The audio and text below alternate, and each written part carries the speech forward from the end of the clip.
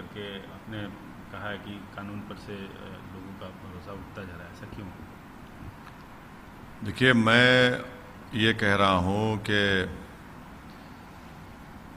मथुरा के मामले में क्योंकि कोर्ट ने कहा कि उस प्ली को एक्सेप्ट करेंगे जिसमें लोअर कोर्ट ने उस प्ली को एक्सेप्ट नहीं किया था और 91 के एक्ट से कहा कि वो उसको कबूल नहीं करेंगे, तो डिस्ट्रिक्ट कोर्ट ने उसको कबूल किया और कहा कि वो देखेंगे कि क्या वो कृष्ण जन्म स्थान की जगह है नहीं। मैं बताना चाहूँगा कि संघ परिवार के लोग ये सब चीज़ें कर रहे हैं। जो पार्टी काशी में गई वही पार्टी यहाँ पर है, नंबर 1 पॉइंट।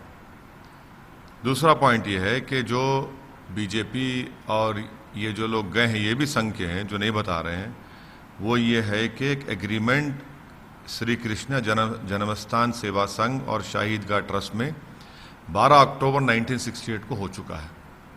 अब मुझे आप बताइए, जब श्री कृष्ण जन्मस्थान सेवा संघ वाले शाही ईदगाह ट्रस्ट से 12 अक्टूबर 1968 को कितने पॉइंट्स पर एग्रीमेंट करते हैं? करीब 8 पॉइंट्स के ऊपर, नहीं 9 पॉइंट्स के ऊपर। हाँ, 9 पॉइंट्स में आप देखते जाइए, उसमें लिखा हुआ है जन्मस्थान। उस वक्त इस बात को नहीं उठाया गया और एग्रीमेंट हो गया, और ईदगाह ट्रस्ट वालों को परमिशन लेना पड़ा इस एग्रीमेंट करने के लिए यूपी के सेंट्रल वक्फ बोर्ड से।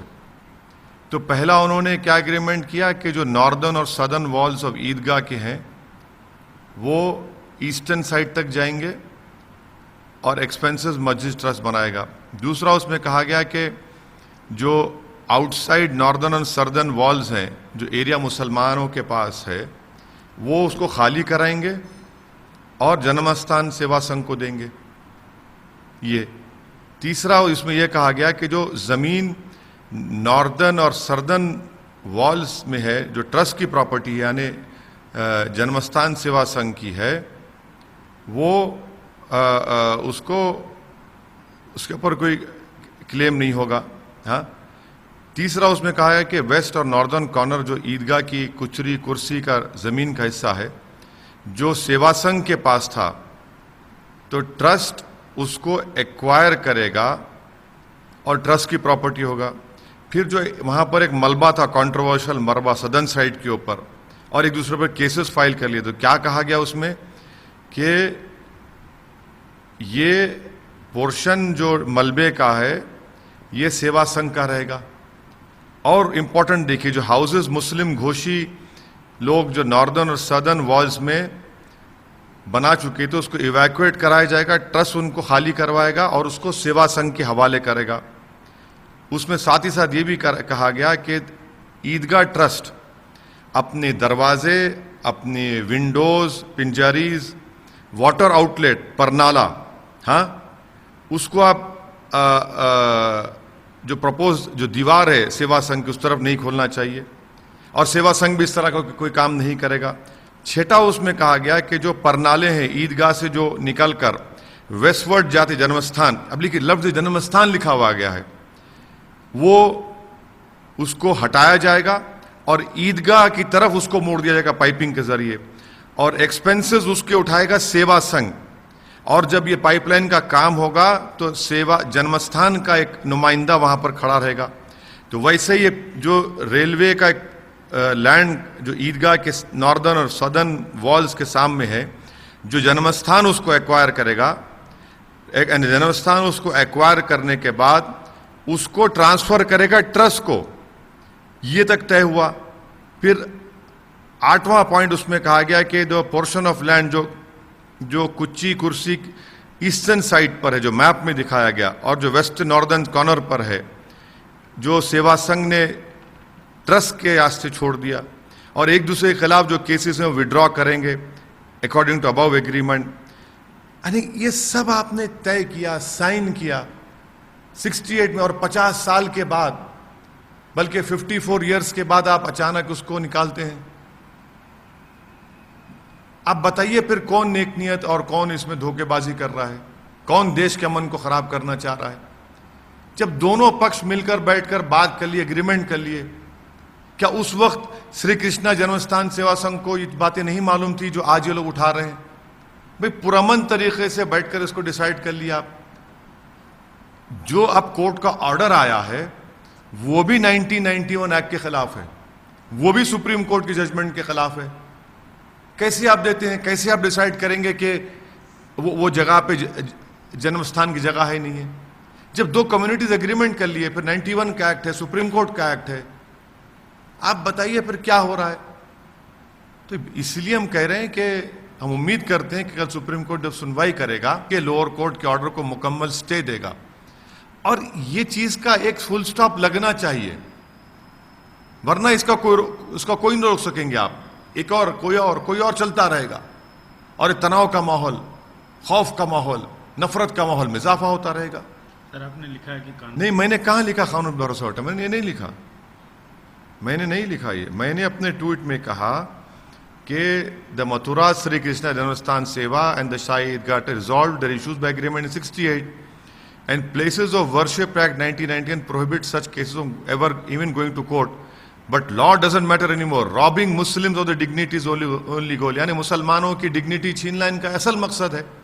और कानून नहीं, आप कहाँ लिखा मैंने कानून से भरोसा उठा? मैंने नहीं लिखा। मैंने ये लिखा कि शाही ईदगाह ट्रस्ट और कृष्णा जन्मस्थान सेवा ने एग्रीमेंट किया 1968 12 अक्टूबर को, और 91 का प्लेसेस ऑफ वर्शिप एक्ट ये कहता है कि कोई केसेस ऑफ कोर्ट में नहीं जाएंगे, मगर ये लोगों को कानून से कोई मतलब नहीं है, but the law doesn't matter anymore उनके लिए, और उनका मकसद है कि मुसलमानों से उनकी डिग्निटी चोरी कर ली जाए, उनसे छीन ली जाए। ये लिखा मैंने। सर ज्ञानवापी वाले मसले में जो मिश्रा जी थे, हालांकि उन्होंने ऑफिशियल कुछ नहीं बोला है, लेकिन एक रिपोर्ट लीक हुई है, आप मेरे को बताइए कि कोर्ट को रिपोर्ट पेश नहीं होती। नंबर 1, जिस सर्वे की मुखालिफत इंतजामिया कमेटी ने की, जिस कमिश्नर के अपॉइंटमेंट की मुखालिफत इंतजामिया कमेटी ने की, तो इंतजामिया कमेटी की मुखालिफत करना सही साबित हुआ नहीं हुआ? जिसको पिटिशनर ने कहा कि इसको बना दो, जिसको इंतजामिया कमेटी कहा कि इसको मत बनाइए, सर्वे मत कराइए, उसी ने रिपोर्ट लीक कर दी, और पूरे टीवी चैनल्स पर उस रिपोर्ट को दिखाया जा रहा है, और कल कोर्ट, सुप्रीम कोर्ट उसमें अपना फैसला सुनाने वाला है। तो क्या मजाक हो रहा है? कोई बताइए आप, कैसे बगैर कोर्ट को, लोअर कोर्ट को रिपोर्ट दिए मीडिया के पास रिपोर्ट कैसे चले गई? इंतजामिया कमेटी के पास रिपोर्ट नहीं है, कैसे रिपोर्ट चलेगी? आखिर आप बताना क्या चाह रहे हैं? सर आप क्या उम्मीद करते हैं जो कोर्ट से क्या? नहीं, हम देखिए, हम तो कोर्ट उसकी क्या फैसला करेगा वो तो सुप्रीम कोर्ट तय करेगा। हमारा प्रेयर सिर्फ यही है कि लोअर कोर्ट के जो ऑर्डर हुआ है उस पर मुकम्मल इंसाफ करे, बैलेंस करने की कोई जरूरत नहीं है। यही तो प्रेयर है सुप्रीम कोर्ट में। सर एक और मामला सामने आया, ने लेटर लिखा है बकायदे कि जामा मस्जिद की सीढ़ियों के नीचे हिंदू देवी देवताओं की मूर्तियां हैं, और प्रधानमंत्री को पत्र लिखा है हिंदू महासभा। नहीं, ये इसीलिए तो मैं कह रहा हूं ना कि ये दीवानगी रुकने वाली नहीं है, ये रुकने वाली नहीं है। ये कल आप कहेंगे कि मेरे घर के नीचे खोद दो, कल कहेगा अब तो ये तो कहा जा चुका है संघ परिवार की तरफ से कि हाजी अली की दरगाह के ताल्लुक से टीली वाली मस्जिद पर झगड़ा चल ही रहा है, इंदौर के मामलात में झगड़ा चल रहा है, हर जगह चलेगा।